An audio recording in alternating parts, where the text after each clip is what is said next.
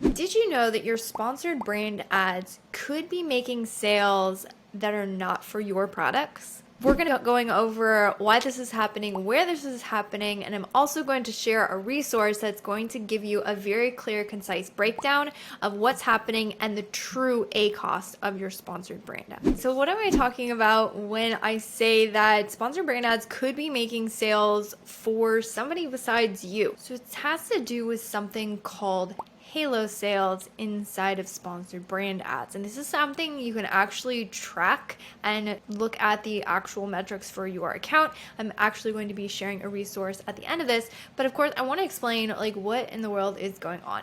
So what a halo sale is that any purchases that happen for a particular brand, regardless of what account they are in, are going to be counted as a halo sale, or basically a positive sale for you. So just because they don't click and purchase your particular ASIN, they can purchase something else, another ASIN from your particular brand. And again, that's going to be attributed as a sale in a sponsored brand ad. Now, this is actually a good and a positive thing if you have a large brand, because sponsored brand ads can act as sort of brand recognition and you can gain a visibility for your brand. And so of course, any products that are purchased under your brand, Amazon says, hey, we're growing your brand here. This is a positive thing, and we want to show you that your ads are working in that regard, which is great until it's not so great. So where does this run into issues, and how should we be looking at these numbers to really break down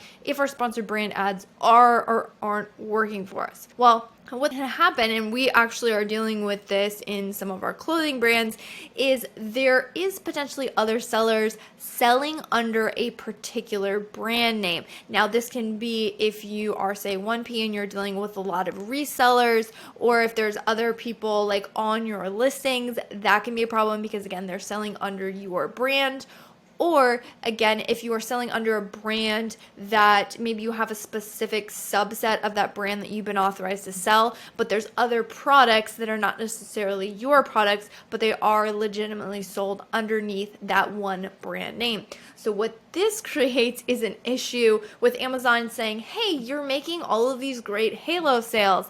But then if you actually go in and look at the data, you'll realize like, wait a minute, these aren't my products. You're telling me I'm selling a bunch of products. And so of course my ACoS looks great because ACoS is calculated as ad spend divided by ad sales. But what happens when those ad sales are not actually your products? Well, then your ACoS, or your true ACoS for your sponsored brand ads, is not going to be as good as you thought. So what in the world can you do about it? Well, there is this new report called the Sponsored Brand Attributed Purchases Report. And this actually, for the first time, gives us insights into what products are being purchased through the sponsored brand ads, which is great. And we now have a way to go in and calculate this. So like I said, we manage some clothing brands or some other brands that, again, maybe have other sellers, or there's some issues where we want to go in and check this. We want to make sure that if we're spending ad dollars on sponsored brand ads, they are effective for the clients. So what we've done is we go in and we do this analysis, and we'll do this maybe once a month, maybe a couple times a month. It really depends on how significant your sponsored brand spend is in your account. If it's very significant spend, you might want to do this more often. If you're only spending a couple $100, maybe you want to do it every couple months. Every month is going to be completely sufficient. So what I'm going to do is I'm going to actually dive into a resource that I put together, and I'm going to kind of show you how you could do this manually, but then also how you can do this much easier. And if you would like to get access to this for yourself, feel free to go down below in the description. There's a link where you can submit your email and we will send this directly to you. All right, so this is the report that, of course, you can get access to, and it's got some nice handy charts and graphs in it. However, let me go through the data that this is actually pulling off of, and I'll kind of show you how you could, again, go through and calculate this for yourself if you so choose. So here we have this paste sponsored brands attributed purchasers report below. Now I've blocked out 2 columns, one of them being the campaign names and then number 2 being the list of ASINs, of course, because I'm not going to share client data. But what you would do is you can look through this report and you'll see in this column, this is the ASIN that actually got the sale. And what this template is doing is there's a place where you can put in all the child ASINs for your accounts. You just dump them into this list, and this report, of course, will like go through and do the calculations for you. So you feel free to get a hold of this, but you can actually do this analysis yourself. What you would want to do is just say, hey, these ASINs in this column, are they any ASINs that are contained within my account, or are these ASINs that are not contained with my account? Because if they're ASINs that are not contained within my account, I can then look at this 14-day total sales. Now, don't get tripped up on this because this 14-day total sales, that's just because it's a 14-day attribution window. These total sales numbers are going to be for whatever date range you have in your particular report. So you're just going to say like, hey, are these or are these not my particular ASINs? What is the total sales data for this? And then what you'll want to do is go into your account. You will filter for only looking at the sponsored brands, and you're basically just trying to get hey, what was my sponsored brand's ad spend? Now, it doesn't matter if this is a week, if this is a month. The only thing you need to do is compare apples to apples. So depending on what date range you've put in when you downloaded your sponsored brands attributed purchases report, you'll want to snag the exact same ad spend from Campaign Manager. And yes, this report does include video as well as regular headline ads. So again, all you're going to do is just say, hey, what's the total sales?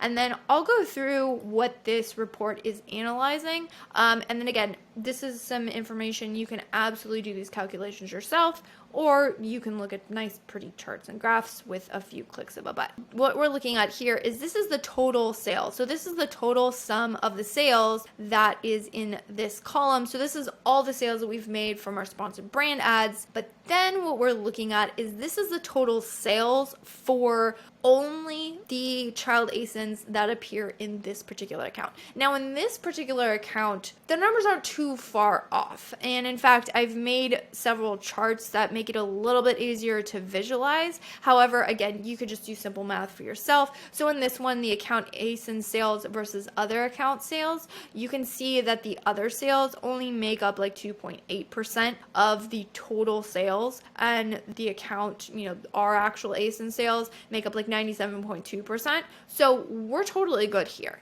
And then what I'm going to do is I'm going to calculate my actual ACoS for my sponsored brand ads when only for the sales that I made on my actual products and not additional products. Now, of course, if you're like a one-piece seller and you're just looking to boost sales, this analysis may or may not matter to you, but it's probably a really good idea to go in and really take a look at how are my ads actually performing, and if I factor in like actual sales for my particular products that I'm selling and not maybe anyone else selling under the brand name. So again, ACoS is simply ad spend divided by ad sales. So what we're going to do in this case is we're going to take ad spend and we're going to divide it by the sales, only the sales that came from our particular ASINs, and in that case we get the ACoS. Now this ACoS, we're running at say 22.8% total, and then we're looking at like a 23.5 if we factor in other particular product sales. This is still well within our targets. I think we have a 25%